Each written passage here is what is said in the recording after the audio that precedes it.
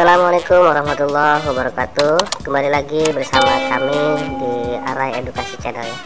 Teman-teman, di kesempatan kali ini kita akan sedikit membahas tentang soal teknis, kompetensi teknis ya, untuk guru pada soal-soal P3K.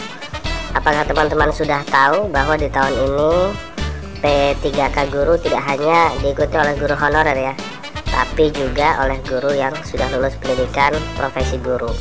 Tentu persaingan akan semakin menjadi ketat. Nah, salah satu soal yang nanti teman-teman hadapi dalam seleksi adalah soal P3K kompetensi guru. Jadi teman-teman harus tahu ya bentuk soalnya seperti apa. Yuk mari kita intip contoh soal P3K kompetensi ini. Selengkapnya ikuti sampai dengan selesai. Oke, sebelumnya kita bahas dulu ya apa itu soal P3K kompetensi teknis. Jadi soal P3K kompetensi teknis guru ini adalah salah satu tes yang akan teman-teman lewati dalam seleksi P3K.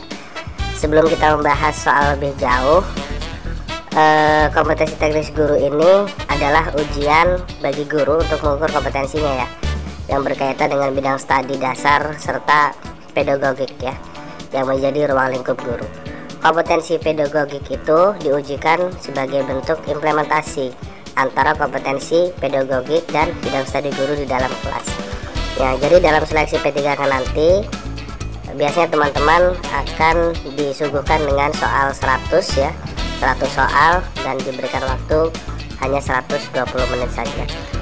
Nah, perlu teman-teman ketahui ya bahwa di seleksi tahun ini kabarnya soal P3K kompetensi teknis itu akan mendominasi komposisi tes ya.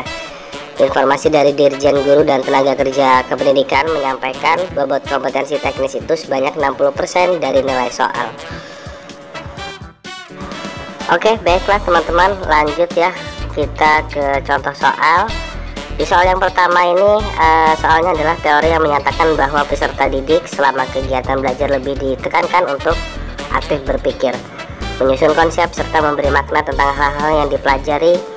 Dan yang paling penting, terwujudnya belajar adalah niat peserta didik itu sendiri, merupakan aliran dari teori. Di situ ada pilihan jawaban dari A sampai dengan E. Nah, itu jawabannya adalah yang A ya, konstruktivis. Nah, pembahasannya kenapa itu jawabannya adalah konstruktivistik ya. Jadi teori belajar konstruktivitis itu memahami belajar sebagai proses pembentukan konstruksi ya, pengetahuan oleh peserta didik itu sendiri. Kemudian pengetahuan ada di dalam diri seorang yang sedang mengetahui. Jadi dengan kata lain, karena pembentukan pengetahuan adalah peserta didik itu sendiri, peserta didik harus aktif selama kegiatan pembelajaran, aktif berpikir, menyusun konsep, memberi makna tentang hal-hal yang sedang dipelajari. Tapi yang paling menentukan terwujudnya gejala belajar tersebut adalah niat belajar peserta didik itu sendiri ya. Sementara peran guru dalam belajar konstruktivistik adalah membantu agar pengkonstruksian kepada siswa murid itu berjalan lancar. Guru tidak mentransfer pengetahuan yang telah dimilikinya, jadi melainkan guru itu membentuk pengetahuan sendiri dan dituntut untuk lebih memahami jalan pikiran atau cara pandang peserta didik dalam kegiatan belajar mengajar. Di contoh soal yang nomor 2, contoh soal nomor 2 ya, apabila dalam proses belajar peserta didik melakukan sesuatu sampai dengan mendapatkan respon yang tepat dan sesuai dengan apa yang diinginkan serta menghilangkannya apabila dirasakan tidak sesuai. Hal ini merupakan prinsip belajar dari, yaitu ada A sampai dengan E, konseptualisasi, conditioning, trial and error, stimulus respon, dan E, setting. Nah, itu jawabannya adalah yang C ya. Kenapa? Kunci jawabannya itu adalah C.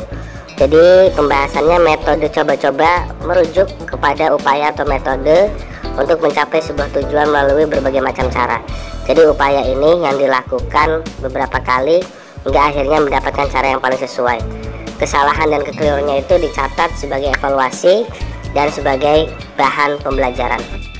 Yang selanjutnya contoh soal ketiga, peserta didik diminta untuk membuat dugaan pada populasi hewan langka yang semakin sedikit. Hal ini termasuk kegiatan untuk mengembangkan kecerdasan.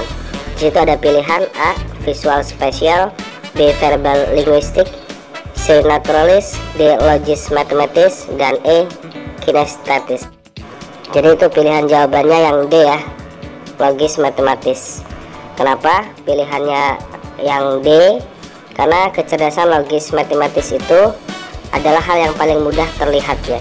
Pintar berhitung dan matematika adalah ciri khas dari jenis kecerdasan anak. Namun tidak hanya pandai berhitung, anak-anak juga kecerdasan logis matematikanya umumnya tidak hanya senang berpikir mengenai konsep abstrak berupa angka, tetapi juga mengenai pola atau hubungan tertentu. Kecerdasan logika matematikanya membantu anak memiliki kemampuan untuk memecahkan masalah yang kompleks dengan baik. Soal yang selanjutnya, soal yang nomor 4. Pertanyaannya, peserta didik dalam suatu kelas gaya belajarnya beragam. Ada yang visual, auditory, dan kinestik. Namun kegiatan pembelajaran selama ini masih banyak yang konvensional klasikal. Agar dapat memenuhi ketiga gaya belajar tersebut, guru perlu ada A sampai dengan E jawabannya ya. Itu jawabannya adalah yang D ya. Jadi menggunakan media audio, video, dan percobaan. Nah, kemudian kenapa pilihan ini kenapa jawabannya adalah menggunakan media audio, video, dan percobaan? Karena melalui penelitian, menggunakan media audio, video, dan percobaan ini adalah formula lengkap dalam kegiatan belajar mengejar, sehingga anak-anak murid itu bisa segera menerima ilmu yang disampaikan oleh gurunya secara lengkap melalui penglihatan, pendengaran, dan bisa segera mungkin untuk mereka melihat dan mengobservasi ya. Yang selanjutnya adalah soal kelima ya. Pertanyaannya, kegiatan pembelajaran diawali dengan pemberian rangsangan, mengidentifikasi masalah, melakukan pengumpulan data, dan mengolah data sehingga mampu memberikan pembuktian dan menarik kesimpulan sesuai dengan model pembelajaran. Di situ ada 5 jawaban ya: problem based learning, inquiry learning, discovery learning, integrated learning, project based learning. Nah, itu jawabannya adalah yang C ya, discovery learning. Jadi discovery learning ini adalah salah satu model langkah kerja sintak ya dalam pembelajaran penyingkapan atau penemuan. Nah, itu dalam rinciannya ada pemberian rangsangan stimulation, kemudian pernyataan identifikasi masalah, kemudian ada pengumpulan data, pengolahan data, pembuktian, dan menarik kesimpulan. Yang selanjutnya adalah soal ke-6 ya. Contoh penerapan teori behaviorisme yang dilakukan oleh guru saat ini dalam media digital dalam praktik pembelajarannya adalah A. Internet and PowerPoint, B. Internet dan media Zoom, C. PowerPoint dan Microsoft Word, D. Google and YouTube, E. PowerPoint and multimedia. Nah, itu jawabannya adalah yang E. Jadi pembahasannya di zaman modern ini, aplikasi teori behavioristik berkembang pada pembelajaran dengan PowerPoint dan multimedia. Adapun implementasinya kita bisa menggunakan media-media yang ada di internet dan sebagainya. Jadi pembelajaran dengan multimedia ini peserta didik diharap memiliki pemahaman yang sama dengan pengembangan, kemudian materi disusun dengan perencanaan yang rinci dan ketat ya. Soal selanjutnya, soal nomor 7, guru mempelajari latar belakang masalah, seluk-beluk, dan permasalahan peserta didiknya. Ketika kemudian guru memberikan informasi atau pengetahuan yang memadai peserta didiknya, maka hal ini merupakan tahap kreativitas dalam A. Iluminasi, B. Verifikasi, C. Inkubasi, D. Persiapan meletakkan dasar, dan E. Produksi. Nah, ini jawabannya yang tepat adalah yang D ya, persiapan meletakkan dasar. Nah, pembahasannya menurut Wallace Ali, keberhasilan orang-orang kreatif itu dalam mencapai ide, gagasan, pemecahan, cara kerja, dan karya baru biasanya melewati beberapa tahapan ya. Nah, di antaranya itu yang pertama adalah persiapan meletakkan dasar. Jadi mempelajari latar belakang masalah, seluk-beluk, dan problematikanya. Pada tahapan ini diperlukan minat dan antusiasme untuk memperoleh pengetahuan dan informasi sebagai persiapan untuk kreativitas. Oke, kita lanjut ke soal nomor 8 ya. Belajar merupakan usaha pemberian makna oleh peserta didik kepada pengalamannya melalui asimilasi dan akomodasi yang menuju pada pembentukan struktur kognitifnya ya. Memungkinkan mengarah kepada tujuan tersebut merupakan teori belajar A. Konstruktivisme, B. Humanisme, C. Behaviorisme, D. Cybernetic, E. Kognitivisme.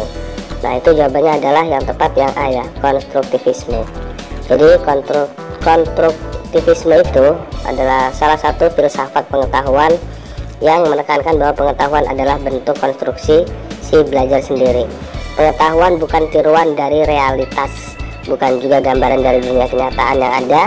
Belajar menurut konstruktivisme adalah sebuah proses mengasimilasikan dan mengaitkan pengalaman atau pelajaran yang dipelajari dengan pengertian yang sudah dimilikinya, sehingga pengetahuannya itu dapat dikembangkan. Oke teman-teman, itulah tadi 8 master soal tes P3K ya, kompetensi teknis. Berikut ini adalah passing grade-nya ya. Jadi nilai kumulatif paling tinggi untuk seleksi kompetensi ini adalah 740. Dengan rincian 500 seleksi kompetensi teknis, 200 untuk seleksi kompetensi manajerial dan sosial kultural, 40 untuk wawancara. Dan jumlah sosial keseluruhan seleksi kompetensinya adalah 155 soal. Ya, jadi rinciannya 1 seleksi kompetensi teknis 100 butir soal, kompetensi manajerial 25 butir soal, sosial kultural 2 butir soal, dan wawancara 10 butir soal. Nah, jadi ini yang paling besar nilainya 60% dari kompetensi teknis ya teman-teman. Oke teman-teman, itulah tadi 8 master soal tes P3K jenis kompetensi teknis untuk guru ya. Semoga apa yang sudah kami sampaikan, detailnya juga sudah kami sampaikan, dapat dimengerti, dipahami, dan kemudian teman-teman nanti dapat berhasil dalam melaksanakan ujian tes P3K. Terima kasih sudah menonton. Jangan lupa untuk dukung channel kami dengan cara like, komen, dan subscribe. Mohon maaf atas segala kekurangan. Terima kasih. Wassalamualaikum warahmatullahi wabarakatuh.